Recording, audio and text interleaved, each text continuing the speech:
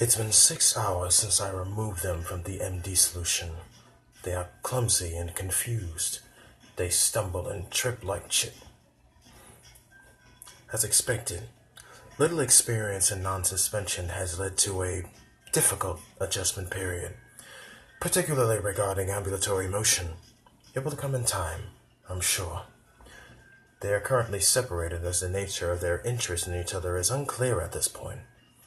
I will investigate this more carefully at a later date, after they mastered movement.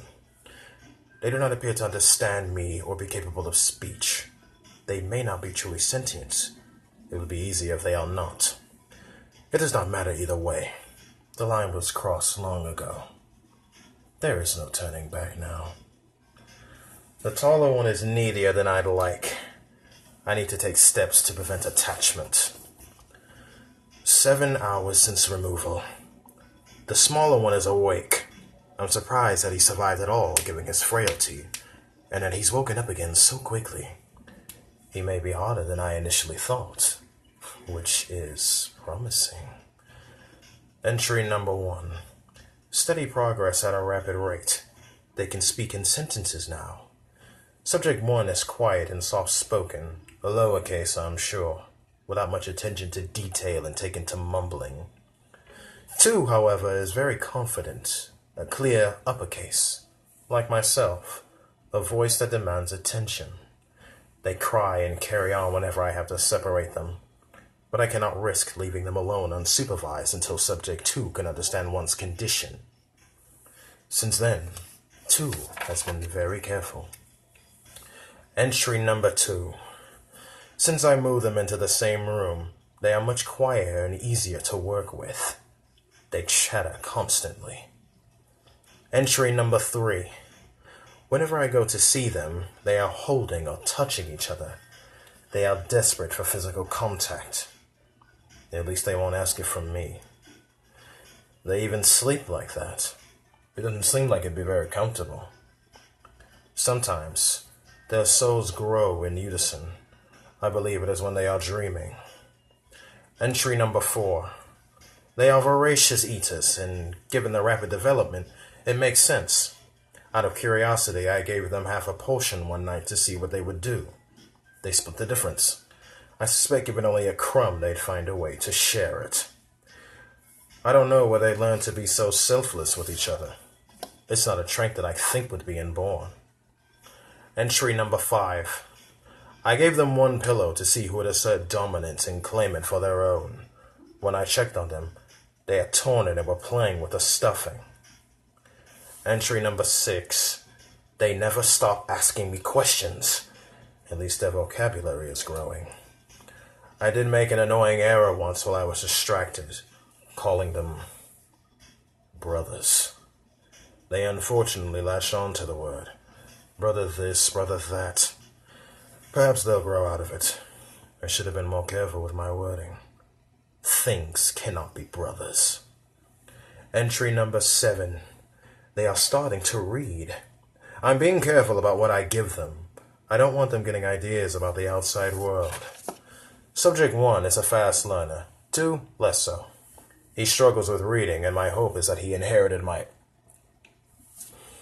It's a physical problem with his eyes and not a mental one. Bad eyes can be fixed. Even with one's help, he has difficulty. He interprets even the clearest directions in strange ways. He seems intent on sabotaging himself at every turn. One, at least, seems very clever. Perhaps too much for his own good at times. Entry number 8. They smile whenever I come to see them. They ask me what I do outside. They ask me if they can go outside. Entry number 9. Subject 2. Try to hold my hand. Entry number... I've made a huge mistake. I waited too long. The project is in danger. My objectivity is at risk of being compromised. I cannot afford further delay. They are still childlike, but no more time can be wasted. Even this, in the end, was a foolish diversion. It does not matter if they can understand. It does not matter what they look like, or if they can think, or if they can feel. This is not what I made them for. I need to regain my focus. I need to regain control. I need to remember why I'm doing this. I knew when I began what this would entail. I knew what I'd have to do. I knew there'd be no going back. No forgiveness. Decisions were made all for the greater purpose. To create these living tools. To even consider such selfish sentimentality gets people killed.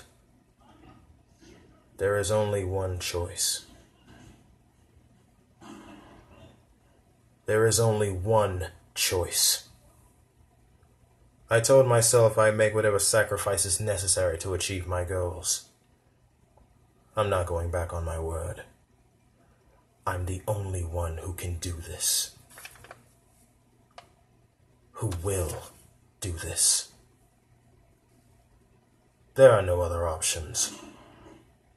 I'm going to get us all out of here. No matter what it takes. The greatest test of my strength. I am determined.